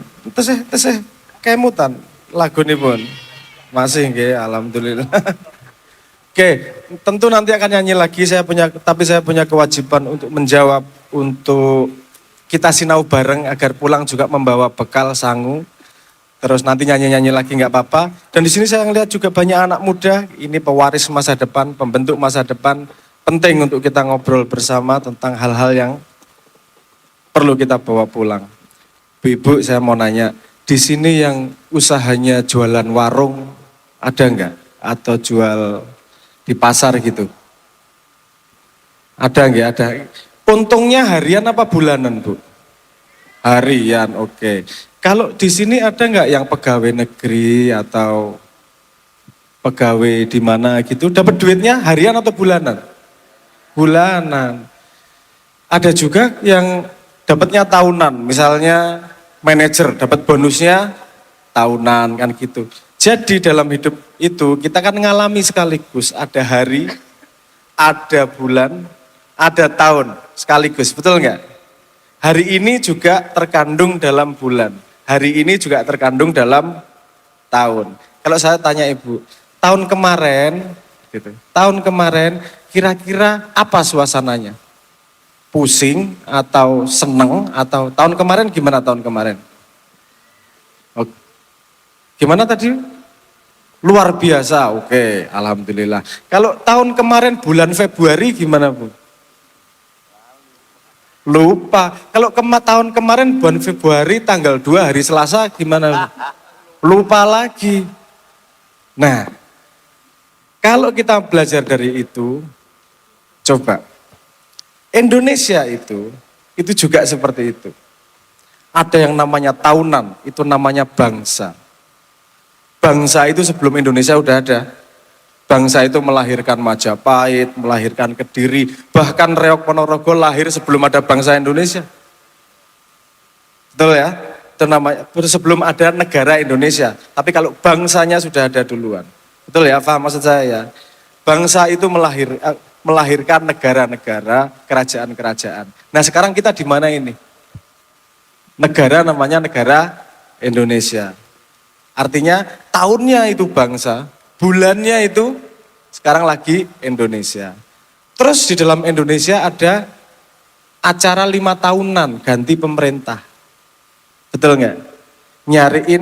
Nyari pekerja outsourcing terbaru. Ya. Per 5 tahun kita outsourcing cari presiden, outsourcing golek menteri siapa, outsourcing DPR-nya siapa gitu. Nah, kalau pertanyaannya kemarin pemerintahannya bagus atau tidak? Kan yang kita ingat 5 tahunan. Betul nggak? Ini hubungannya apa sama santri? Karena gini, santri itu pertanyaan saya, santri itu meneruskan tradisi tahunan, bulanan, atau harian. Pesantren umurnya berapa tahun? Bisa ratusan tahun, bahkan sebelum negara Indonesia ada. Betul nggak? Kalau kita ingat sejarah pesantren itu gimana toh? Oh, isinya orang soleh. Kalau ditanyain, waktu itu hari ini nggak bakal inget. Tapi karena perilaku baik yang terus menerus, sehingga masuk ke ruang rindunya itu sesuatu yang baik. Paham maksud saya ya? Artinya kita menanam masa depan itu dari perilaku setiap hari. Selalu ada kejadian, misalnya dulu zaman penjajahan. Santri sikapnya gimana? Ikut berjuang. Akan kita kenang. Sekarang ada santri misalnya disindir sama sebuah televisi. Sikapnya gimana? Ingat, sikap hari ini akan diingat di masa depan. Saya melihat ada yang sikapnya bijaksana. Iki wong bodoh ra ngerti diajari. Neng yang saya sesalkan ada juga yang sikapnya mateni juan. Ini apakah menunjukkan sikap santri? Pernahkah beda pendapat kemudian akan membunuh? Kan gak gitu juga. Artinya santri-santri ini untuk menjadi keren itu bukan 1 hari 2 hari. Tapi harus istiqomah setiap hari melakukan hal yang benar. Istiqomah, dan itu pelajaran utama dari Simbah itu adalah istiqomahnya. Ma'iyah, sinau bareng kayak gini nih, kayak Kanjeng sendiri sudah 30 tahun lebih muter di seluruh pelosok Nusantara. Ngobrol bareng gini nih. Ada yang penting diomongin, ada yang enggak. Ya pokoknya membagi ilmu. Moga-moga nanti tanya jawab saya bisa lebih tahu masalah lokal seperti apa yang perlu diobrolkan dan seterusnya. Dunia sekarang bergerak sangat cepat. Ada yang sudah pakai AI di sini? Banyak ya. Itu luar biasa pergerakannya. Di sini semua sudah pakai Instagram, TikTok. Ibu-ibu pakai TikTok. Oh, bikin sendiri atau bikinin anaknya? Akunnya. Dibikinin anaknya ya. Ya. Artinya generasi terus berkembang, betul nggak? Betul nggak? Generasi terus berkembang. Yang muda harus belajar kebijaksanaan dari yang tua. Apa yang perlu dilestarikan? Yang tua perlu belajar dari yang muda, apa yang perlu diperhatikan. Karena sekarang bedain AI, video AI apa enggak aja susahnya setengah mati. Itu hanya anak muda itu yang paham. Anak muda sekilas, oh ini AI nih. Kalau orang-orang tua seperti kita ini, AI yo porato itu apik banget tuh gambari. Susah membedakan, dan itu efeknya bisa panjang. Siapa yang bisa bertahan dari situ adalah akhlak yang baik. Jangan gampang mencerca, jangan gampang menghakimi, itu akan menjadi hari-hari yang baik. Kalau hari-hari yang baik akan menghasilkan bulan yang baik, bulan yang baik akan menghasilkan tahun yang baik. Sehingga santri tidak perlu ngambil dari masa lalu untuk menunjukkan dirinya keren.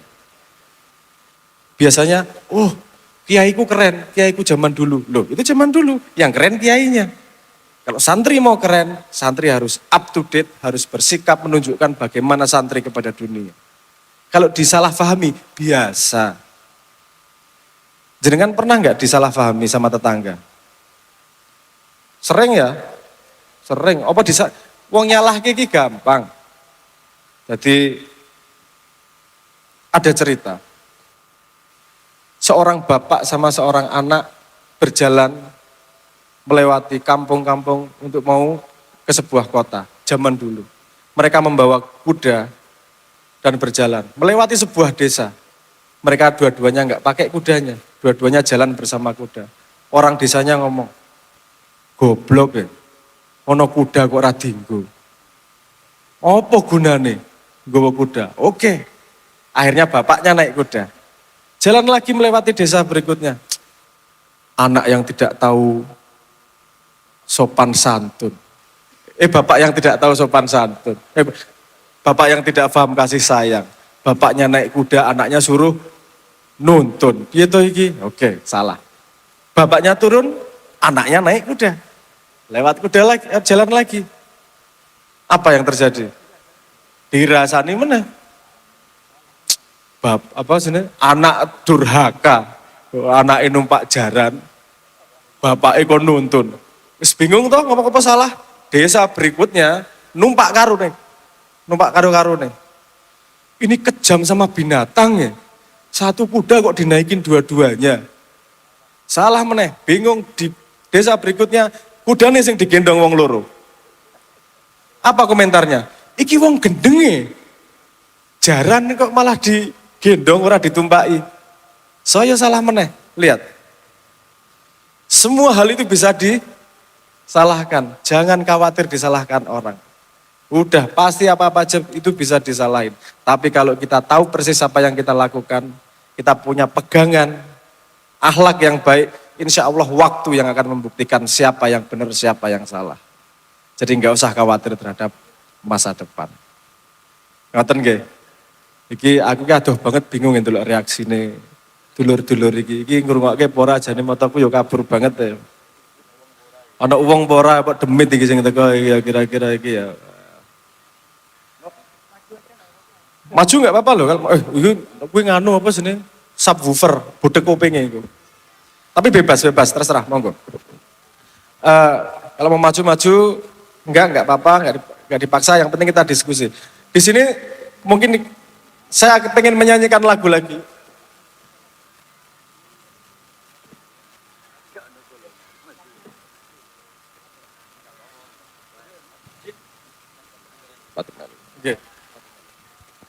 Oke, bismillah. Ini daripada saya ngomong panjang nanti tidak nyambung, tapi tadi sudah intinya sudah ya. Yang penting pokoknya perilaku kita setiap hari itu penting. Kata Kanjeng Nabi, hari ini harus lebih baik daripada hari kemarin. Esok harus lebih baik daripada hari ini. Karena setiap hari yang akan menentukan bulan, setiap bulan yang akan menentukan tahun, setiap tahun yang akan menentukan satu dekade dan seterusnya. Artinya jadilah orang yang bisa jadi sandaran orang lain. Bisa diandalkan. Walaupun kalau Anda disandari orang lain pun Anda juga harus tahu diri. Kalau diutangi atau dibayar, jangan diutangi terus. Tapi ada di sini, kalau lagi sedih disandari jadi gembira, betul enggak? Ada tempat yang sering curhat, jadilah mari kita bermanfaat untuk orang lain, terus menerus istiqomah, jadilah sandaran hati satu sama lain. Semoga di sini ada yang bersama pasangannya. Ada, alhamdulillah. Di sini ada yang bersama selingkuhannya. Oh, buat alhamdulillah buatan. Oke, kita akan menyanyikan lagu sandaran hati sebelum kita membuka diskusi. Monggo agar ngobrolnya tuh pas sama dulur-dulur apa? Boleh, boleh. Monggo.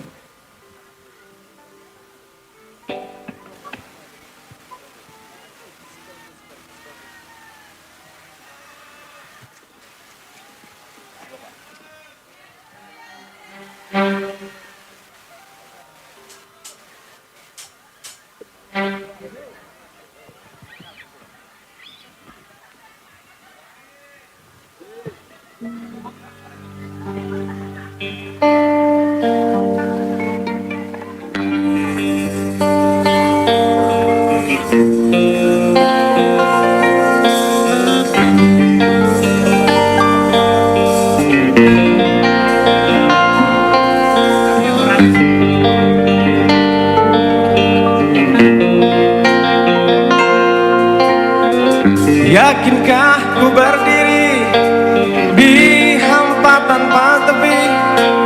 Bolehkah aku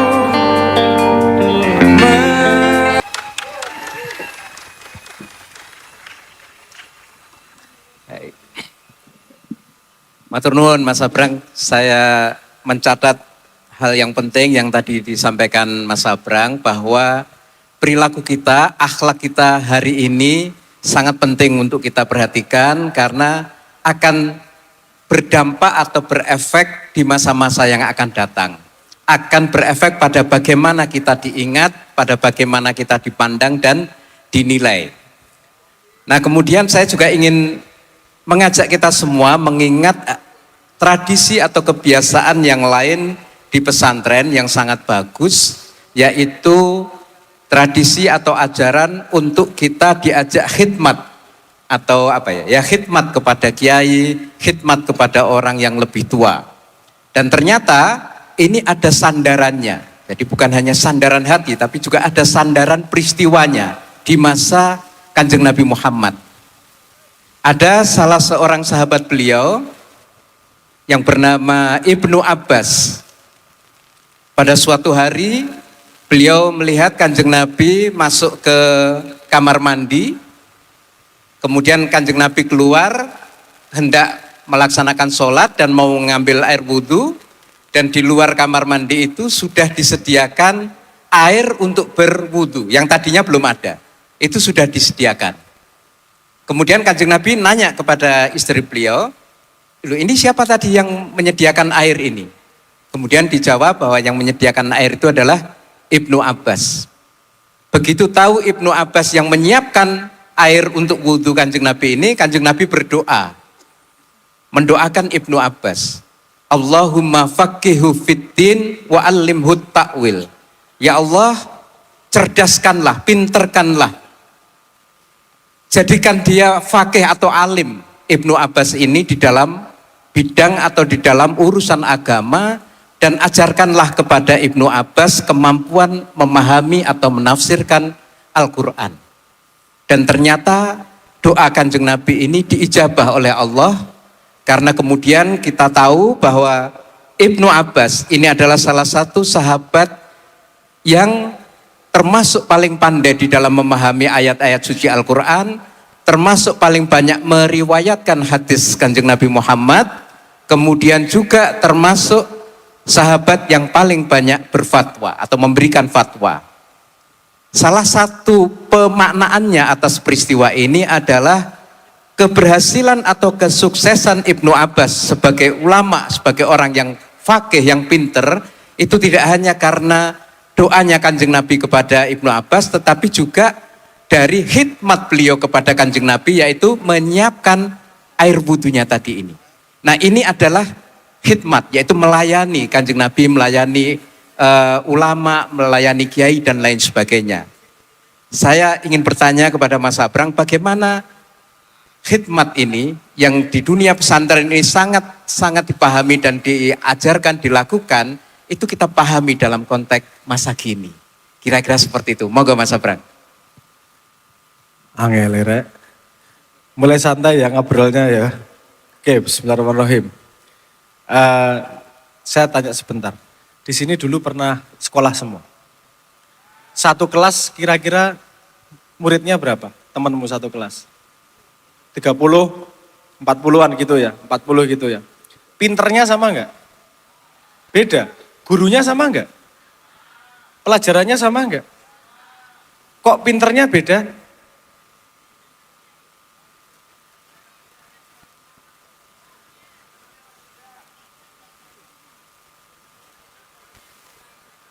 Oke.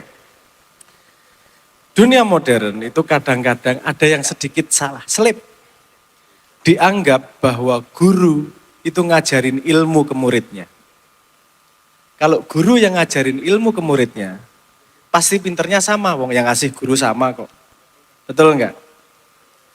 Terus sebenarnya kan tadi sudah tahu bahwa muridnya enggak pinter, enggak sama pinternya. Apa yang sebenarnya terjadi? Guru membuka kesempatan si anak untuk belajar. Murid arti katanya apa sih? Yang berkehendak. Yang menghendaki. Murid kan asal katanya yang menghendaki ilmu.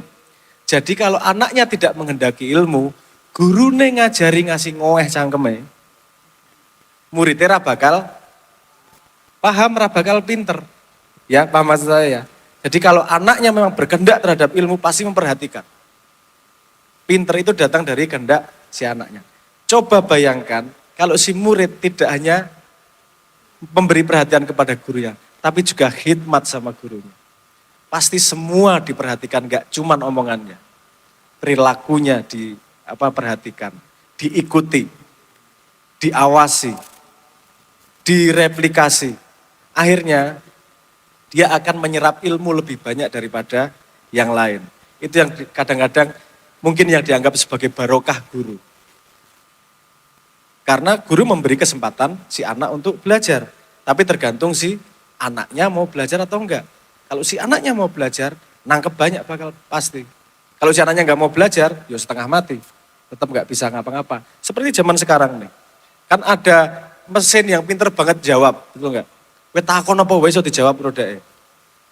Namanya AI gitu loh. Anak Indonesia.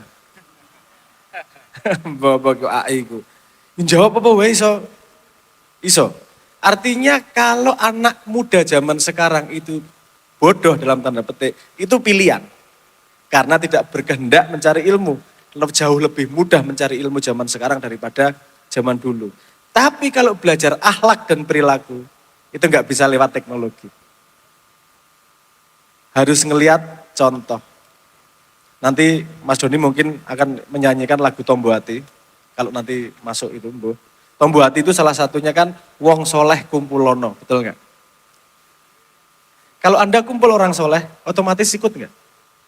Nah Anda pindah kumpulan, pindah kampung, kumpulan teman-temannya yang tadinya suka di masjid, jadi suka main gaple. Suwe-suwe kegowo, terbawa. Walaupun nggak belajar, nggak niat, tapi lama-lama ya temennya kayak gitu kok. Ya udah, ngikutin. Tanya, saya kasih contoh lain. Anda senang rupiah nggak di sini? Senang ya rupiah ya. Tapi pindah Malaysia, nanti sampean nggak senang lagi rupiah. Senangnya jadi ringgit. Kenapa? Karena kumpulannya beda.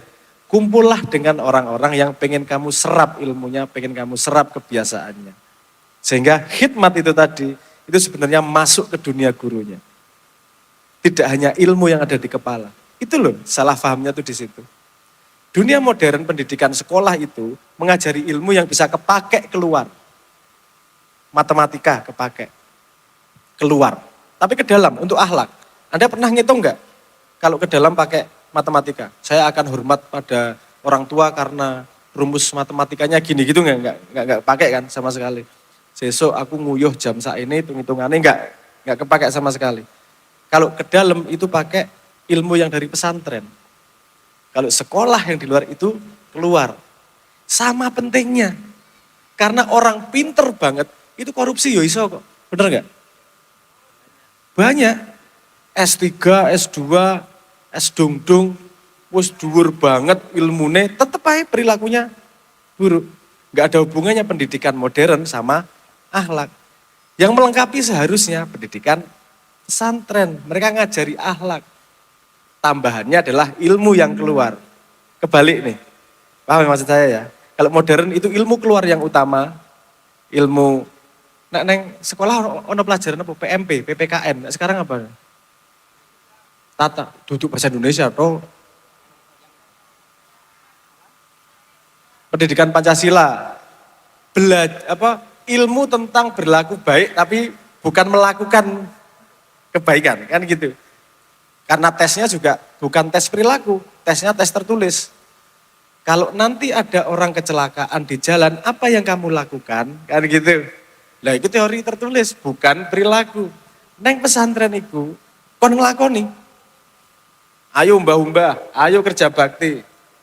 Cuman memang pesantren juga harus sadar diri. Ayo dikai batas yang benar. Nek misalnya kiai ini ngongkon santri ini melakukan A, putune kiai ini yang melakukan A yang sama, kan gitu. Artinya itu memang benar-benar pendidikan untuk santri. Bukan dalam tanda petik, dalam tuduhan orang-orang itu kan memperbudak. Loh, pendidikan ini sok-sok enggak itu loh, enggak halus loh. Anda kalau didik anak apakah selalu dengan penuh kasih sayang? Sok dikaplok barang tuh. Loh, kalau anaknya sampai melakukan kesalahan yang besar, maling dikandani orang, sesuk maling meneh, ceples tangane, sesuk maling meneh dikaplok or. Kaplok. Loh, itu bukan tidak sayang. Itu sayang si anak yang di masa depan. Mungkin kelihatan kejam sekarang, tapi sayang anak si di masa depan agar masa depannya tidak jadi pencuri. Kan gitu. Jangan lupa, sekarang kalau anak muda itu banyak tema yang namanya apa? Mindfulness. Karo hati, karo diri harus mencintai diri. Jangan keras-keras sama diri gitu ya. Wah, enggak salah. Enggak salah.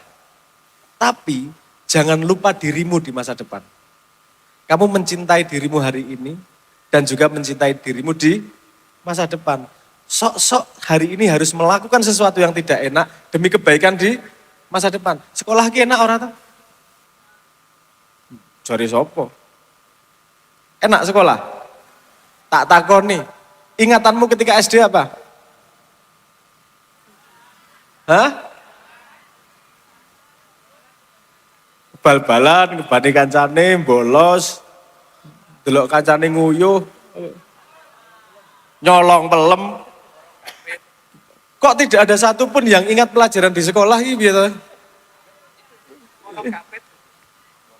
Porogapet lumayan, ono sing ingat iki pelajaran sekolah. Biasanya nggak ada ingat sama sekali, tapi yang ingat adalah pengalaman-pengalamannya, betul nggak? Iya, itu menunjukkan saya ingin contoh paling sederhana. Kalau pulang tuh ngetengnya berapa kali? 3 kali ya? Teng, oke. Jam 10 pagi, teng 3 kali. Muridnya pada seneng atau pada sedih? Senang. Artinya jane, sekolah itu tidak menyenangkan. Wes jujur aja. Tapi itu penting untuk masa depan. Kadang-kadang kita melakukan hal yang tidak kita sukai, tapi penting untuk masa depan dilakukan. Jenengan Ramadan poso ki seneng po? Jujur. Seneng aku bahagia. Mau nunggu beduk tetepan enggak? Nggak nunggu beduk lah, ya seneng tak? Enggak apa-apa. Itu kalau kita enggak suka, tapi kita mau melakukan, artinya kita kan bisa menaklukkan diri sendiri. Kita tahu ini penting, oke aku gak seneng, tapi ini penting. Tak lakoni. Yes. Paham maksud saya? Nah, balik lagi ke itu tadi. Khidmat seorang murid kepada guru, itu adalah salah satu cara murid untuk bisa mereplikasi gurunya. Kalau yang direplikasi ilmu, kamu baca apa yang dibaca guru. Kamu dengar apa yang diomongin guru. Tapi kalau yang direplikasi adalah perilaku, kamu nonton perilaku gurunya. Gurunya sopan, anaknya pasti ikut sopan. Tapi kalau di sekolah yang SD, SMP yang biasa, apakah perilaku guru diikuti sama si muridnya? Belum tentu. Karena memang titik pelajarannya berbeda. Disitulah kerennya pesantren itu. Jangan disaingkan dengan pendidikan modern. Memang beda arah tujuannya itu. Dan kenapa yang paling penting itu adalah akhlak. Sehingga pesantren ini bisa jadi keren beneran. Karena bentuk negara seperti apapun, bentuk kerajaan seperti apapun, sistem apapun, kalau akhlaknya baik akan jadi baik. Sehebat apapun sistem, nek para pelaku nih penjahat, tetap dati nih buruk. Sehingga Kanjeng Nabi diturunkan bukan untuk membuat orang manusia di muka bumi pandai, tapi untuk mensempurnakan akhlak. Karena akhlak berlaku dimanapun. Dan itulah kekuatan utama santri dan pesantren. Kekuatan akhlak. Bukan kekuatan ilmu. Walaupun, aja salah tangkap ya, aku ora ngomong pesantren ki goblok, ora ngomong ngono kuwi. Artinya, ini lebih penting yang namanya akhlak yang baik itu. Karena dengan akhlak yang baik, kemungkinan ilmu datang akan lebih banyak. Banyak anak-anak pesantren yang belajar ilmu tidak di pesantren, tapi lebih pandai daripada yang belajar di universitas. Banyak juga. Kenapa? Karena ikhlas menerima ilmu, tahu cara memperlakukan guru, tahu memperlakukan alam semesta. Kenapa alam semesta? Karena guru yang utama adalah alam semesta. Aku kedawan nih, daripada mbleber honor ini tapi aku udah bisa melihat ono konco-konco muda memperhatikan, menarik. Sepertinya nanti kita bisa ngobrol lebih lanjut. Monggo apa yang mau digali. Karena dunia ini berkembang sangat cepat. Tidak dibayangkan oleh jenengan-jenengan yang berumur 40 tahun ke atas. Tidak dibayangkan. Kecepatannya tidak pernah secepat sekarang ini. Yang sekarang mungkin umurnya 40, dulu merasakan ya pakai surat-suratan. Telegram. Pager. Ngirim uang pakai wesel. Ngalami ya dulu ya. Telegram udah, wesel, terus pager, habis itu SMS. Wartel dulu banyak banget di wartel. Terus kemudian baru ke HP, BlackBerry, terus sekarang smartphone, sekarang AI. Ini dalam satu kehidupan loh. Dalam satu kehidupan. Belum pernah ada dalam sejarah dunia sebelumnya perkembangan teknologi terjadi dalam satu kehidupan manusia. Satu periode kehidupan manusia. Pasti puluhan tahun perkembangannya besar. Ini membuat manusia gagap menghadapi situasi baru. Dan nyun sewu, aku rodok nyalah ke pemerintah nih gini. Karena dulu ketika saya kecil, ada pelajaran pakai telegram enggak?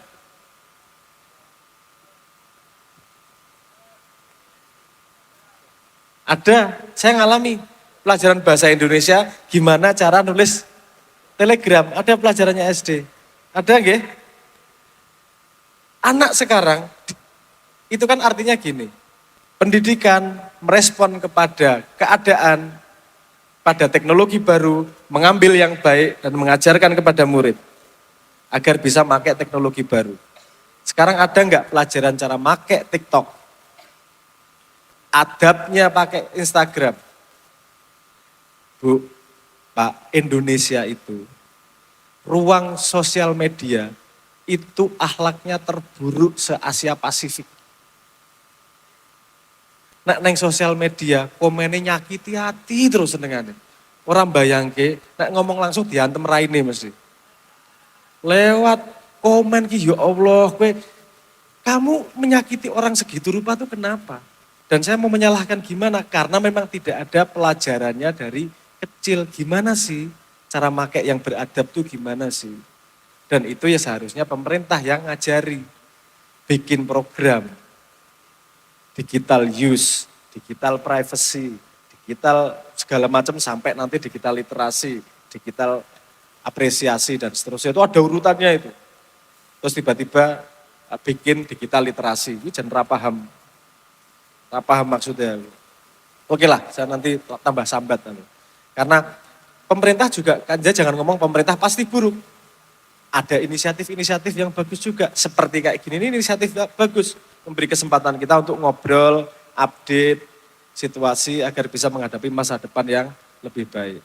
Oke, saya terlalu melebar.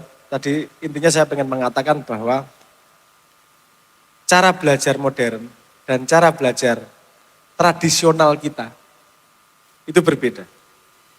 Jangan terus kemudian yang modern pasti benar, tradisional pasti salah.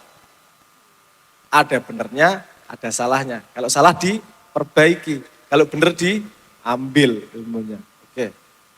Pesantren harus menjaga perannya dalam peradaban dunia sebagai ekspresi dari akhlak Islami. Yo, dadi sing apik agar Anda dirindukan selamanya. Santri Indonesia keren,